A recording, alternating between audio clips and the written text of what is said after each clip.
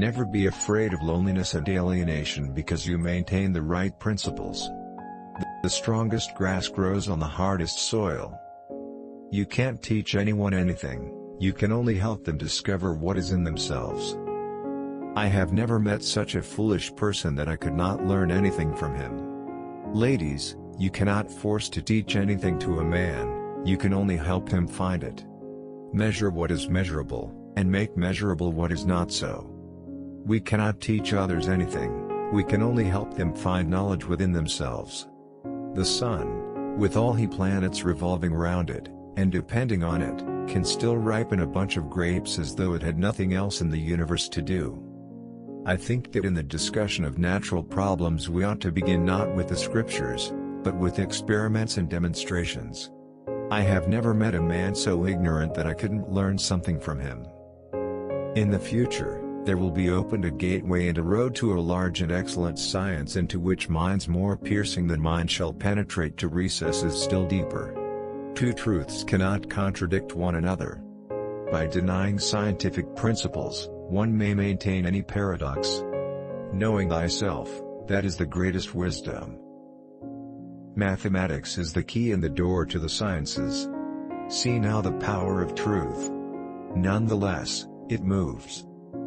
To be humane, we must ever be ready to pronounce that wise, ingenious and modest statement, I do not know. Nothing occurs contrary to nature except the impossible, and that never occurs. In my studies of astronomy and philosophy I hold this opinion about the universe, that the sun remains fixed in the center of the circle of heavenly bodies, without changing its place, and the earth, turning upon itself, moves round the sun.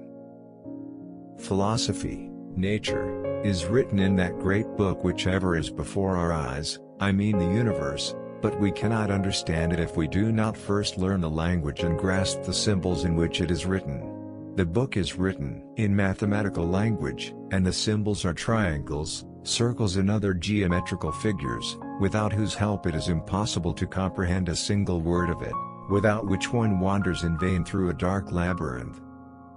To order their astronomy professors to refute their own observations is to order them not to see what they see and not understand what they understand. I do not know what to say in a case so surprising, so unlooked for and so novel. If you could see the earth illuminated when you were in a place as dark as night, it would look to you more splendid than the moon. If I were again beginning my studies, I would follow the advice of Plato and start with mathematics. This is a beautiful and pleasant sight to see the body of the moon. Facts which at first seem improbable will, even on scant explanation, drop the cloak which has hidden them and stand forth in naked and simple beauty. In science, the authority of thousands of opinions is not worth as much as a small spark of reason in a person. I give thanks without limits to God, who gladly made me the first observer of extraordinary things.